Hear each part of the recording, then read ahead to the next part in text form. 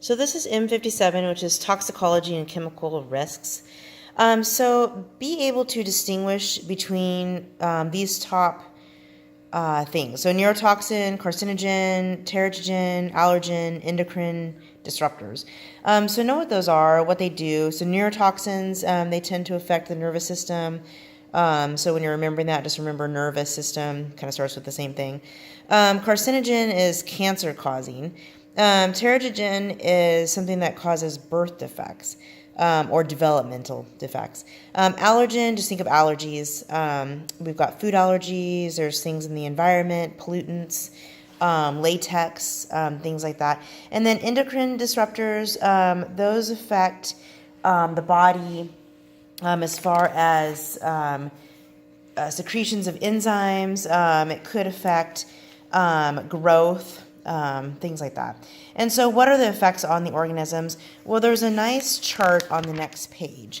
And it kind of shows the effects. So you can see the different types here of the toxins. They don't list allergens here, but like I said, allergens, just think of the typical allergies people have to food, like peanut allergies, shellfish, things like that. And they can affect you. I have in this bullet right here.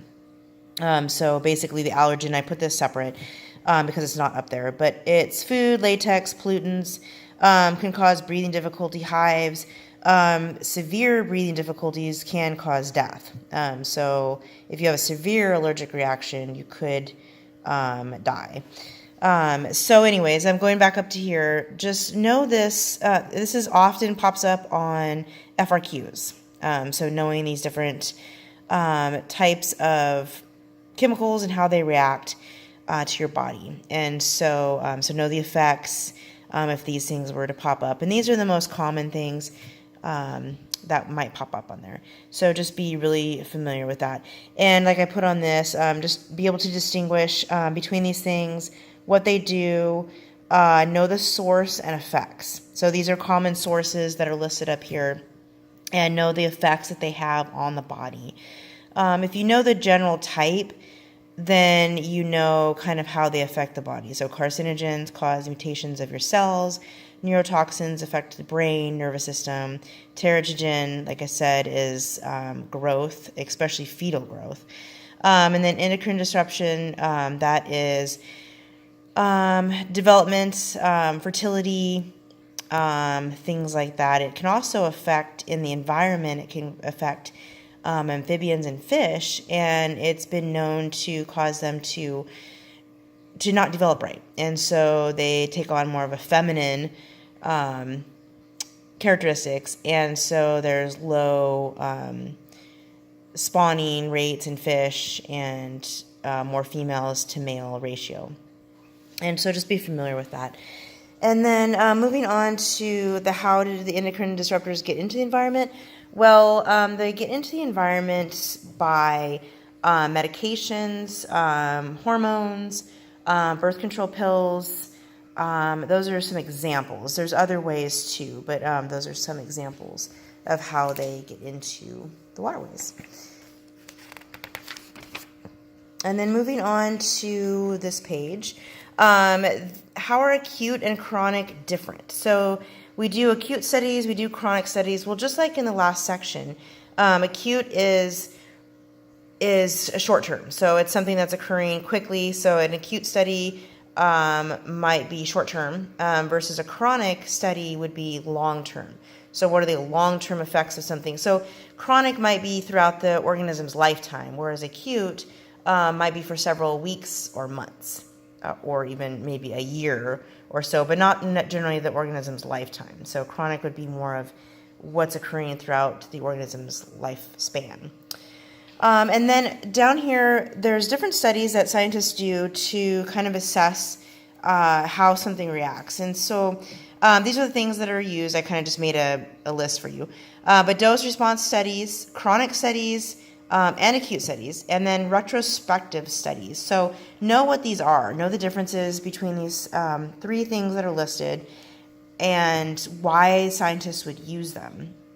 And so a retrospective study would be looking back on something that's already happened, whereas a chronic study would be long-term. They're very similar. There's a little difference between them. And then dose response is how much did the organism receive? So it could be a variety of things. It could be toxins, it could be chemicals, it could be medicine, it could be a variety of things that we're looking at for dose response. So if we're thinking about dose response, going up here to the LD50 curve here. And so know how to read this. So basically what this is showing, it's an S-shaped curve, and it's showing the dose. So it's just hypothetical units here, so just showing numbers, not anything, not specific units. And then this is mortality. So this is the death rate, basically. So this would be 0 deaths. So at 2, whatever units this may be, at 2, this would be 0 deaths. So no deaths are occurring. So as you go up for the dosage, you can see at 3, we start to see a few. These are organisms that are susceptible to, they're sensitive to whatever this is that they're giving them. And then if we go over here where we have 50%, so 50% would be the lethal dose of 50. So 50% of the organisms are dying. So if we go across and down, this tells us the lethal dose. So the lethal dose of this is, it looks like 5.5 units. And so at 5.5, you have 50% mortality. So that would be the lethal dose. So what is the lethal dose, or LD50 versus ED50? So ED refers to effective dose. So effective dose would be a response, not necessarily a death, but just a response. So 50% is responding. So we could use this to calculate maybe how effective a dose of medicine would be. So the ED50, if this were the case, then instead of mortality, this would be 50% of the organisms are reacting to it. And then, of course, this would be 100% of the organisms reacting to it. So that would be the difference. And we would use those for different things, obviously, if we're looking at dosage versus death. And then moving down here to the Toxic Substance Control Act of 1976, basically it tells the EPA to regulate chemicals, but not food, not the chemicals found in food, cosmetics, or pesticides. So that's different. But the Toxic Substances Control just is monitoring chemicals in the environment. So the EPA is monitoring that. So just know that it's not food-related cosmetics or pesticides. That would be the FDA for food. And then moving on to the next page, this is how you would calculate the LD50. So for animals, not rats, but animals in general, you would take their milligrams per kilogram of mass divided by 10, and that would give you your dosage, your LD50. And then rats and humans, you take that and divide it by 1,000. So it's a little bit more conservative. And we don't test on humans. We test on rats. And rats are very similar to humans. And this is a bit conservative. So generally you can divide it by 100 and it's safe, but they take it up a notch and divide it by 1,000 in order to make it extremely safe. So that would be what you would calculate for rats and humans. Note how that's different from animals. So in this example, they're showing animals, but if we were to calculate this for humans, then we would take that and divide it by 1,000. And then moving over here, when would a retrospective study be used instead of a prospective study? So retrospective, and I put on here, think about Flint, Michigan. So lots of people were exposed to lead, so there's nothing we can do about that now. But we don't know the long-term effects. So this would be a chronic study, and we would do a retrospective study of that. So retrospectively looking, how are they affected long-term? And then we can compare that to children maybe in Flint, Michigan that weren't exposed to lead, or maybe children nearby that weren't exposed to lead.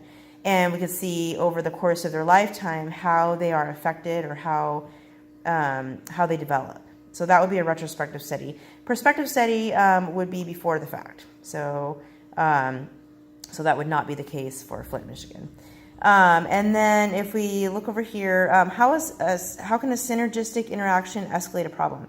So synergistic interaction would be if we're measuring something, but let's say that somebody is also smoking or drinking alcohol or doing something else.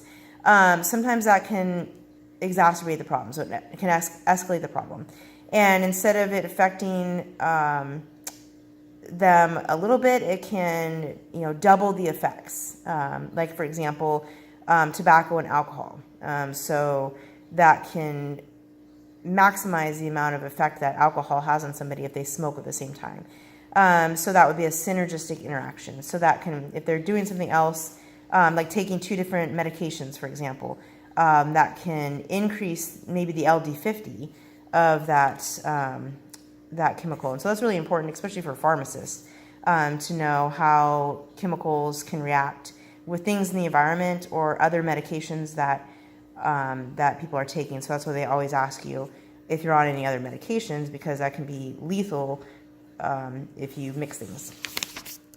And then over here, routes of exposure. So just understand what this figure is showing. So it's just showing multiple routes that this person can consume or be exposed to different toxins, different chemicals in the environment. So just kind of understand. There's not a lot of paths, really. I mean, this is pretty much the paths that we can be exposed to things. So just understand what's showing there. And then if we look at this, how does solubility affect how a chemical moves through the environment? So we're referring to solubility in water or solubility in fats or oils. So an oil-soluble chemical is stored in your fat tissue, and so exposure to that can cause bioaccumulation. So that's my next bullet, which is how is bioaccumulation different from biomagnification? So bioaccumulation is the organism over time consumes maybe these oil-based, so different things like DDT, for example, is stored in your fat.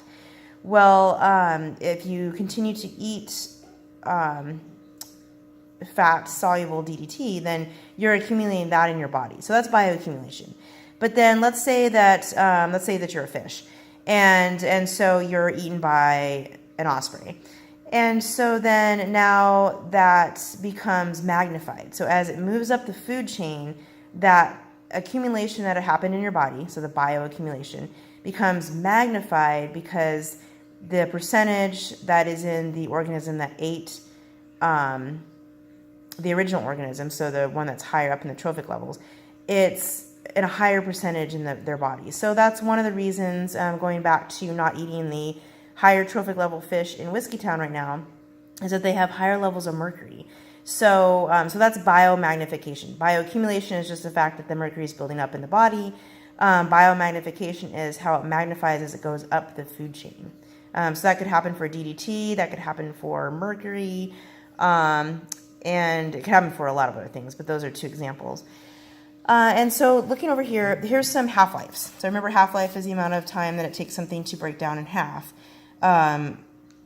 compared to the original amount. So why are shorter half-lives important for everyday chemicals? So things that we use like Roundup and things that we put on our grass, why is that important to have a shorter half-life? And looking at things on this list, like DDT, for example, 30 years in the soil. So we stopped using DDT quite a while ago, but the half-life is 30 years. So if we start off with 60 grams in the soil, 30 years later we have 30.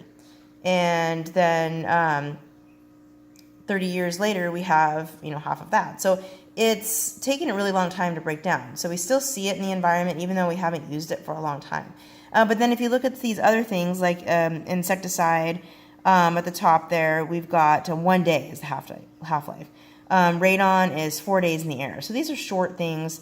Roundup is 7 to 70 days in the water. So so the shorter the half-life, the better for chemicals that we are using out in at our households, especially. And then what is persistence in the environment? How can that lead to bioaccumulation? Well, thinking back on how long it takes things to degrade in the environment, so how long does it take for it to break down? Well, persistence is it's staying in the environment for a long time.